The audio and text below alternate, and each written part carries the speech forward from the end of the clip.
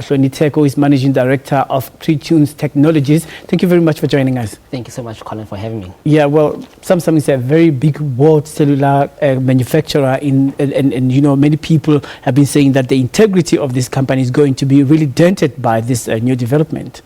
That's quite true. I mean, the Galaxy Note 7 is one of their flagship phones, and it was actually intended to go against the latest iPhone that just came out. And this has actually set them back quite a bit, even from a financial perspective, because this is going to cost them about $15 billion to actually recall all of these phones back.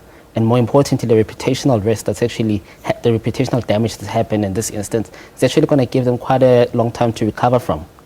But then how do you turn around the strategy of, you know, a technical glitch, whereby at the beginning there are questions regarding how you're going to modify your design and make it smart, and you know, you beat your rivals like, you know, iPhone and Huawei, and then the next thing there are questions around the issue of the battery. Yes, what happened is that the Samsung Galaxy Note 7 was actually launched about 2 months ago, and within the first 2 weeks there were 7 cases that came out in North America with the Note actually starting to burn up with a battery. Now, what then happened is that Samsung actually tried to contain the situation, but then there wasn't a mass recall at that particular point in time. I mean, the primary reason why this has been recalled is because the new vice chairman, the current vice chairman, who's the heir apparent to the chairman of the Samsung, who's his father, Lee Kung-hei, decided that to pull the plug entirely on the whole product. I mean, taking a look at the visuals there, and the phone seems to be exploding there. Technically, what's happening within the device? I'm not an expert with regards to the chemical composition, but this seems to be a matter of chemicals actually mixing with the electronic components of the phone, because the only way where some sort of combustion could actually take place, whereby I'm just using my limited knowledge of, I did first year chemistry, but yeah, in terms of out of curiosity, I'm saying this because I'm just wondering how different is an S7 battery to other batteries. For example, if somebody is hearing a problem about S7 and you're using a 7 Edge, then you would wonder, would really this now overlap to the other model? Not necessarily. Whilst most phones use the same basic components, you must also remember Samsung is also they produce their own components.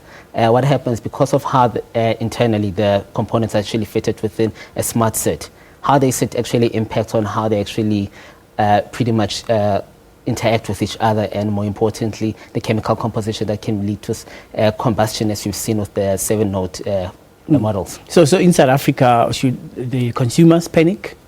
Well, even as late as 2 weeks ago, Samsung was actually planning a launch of Galaxy Note 7 here in South Africa.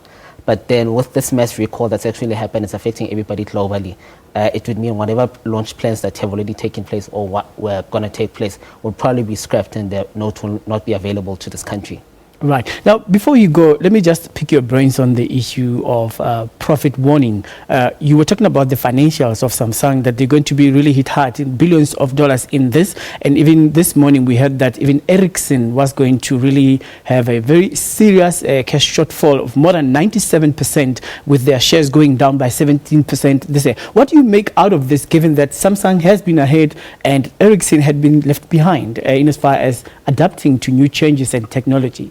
I mean, look, for both companies to take losses in the billions is something that's not ideal, especially for shareholders. But then in the Samsung case, I mean, smartphones are part of what they actually offer as a company. I mean, they do flat screens, but more importantly, their core business comes from components. They make components for their competitors, for example. Whereas with Sony Ericsson, I mean, any loss that they're actually taking is going to set them back another 5 years. And at this particular point in time, I mean, they're no longer one of the top 5 smartphone makers, and even from a component perspective, because they are one of the companies that actually went towards the direction of building components rather than focusing on smartphones. They're also going to be taking quite a bit of a hit with regards to that aspect of their business. Talking about taking a hit, I'm not going to let you go before I pick your brain on the issue of hashtag data must fall. Many consumers are saying that data disappears from their phones. What is happening there? Is there something sinister? I mean, like you buy airtime now and the next moment it's gone. What's happening there? Well, the most common cause of why data actually disappears from people's phones, because in one way or another, they've got a lot of apps that are actually running in the background and they're not necessarily aware of. But then I have seen cases whereby somebody has actually put in 60 rands of data and it literally disappears from their phone. And when they actually call the network that's actually involved, there's no recourse from this, because there aren't they can't provide the necessary proof. I mean, what the network will tell is that you've got running apps, and more than anything else, it just is a bit of a difficulty for the consumer at this particular point in time.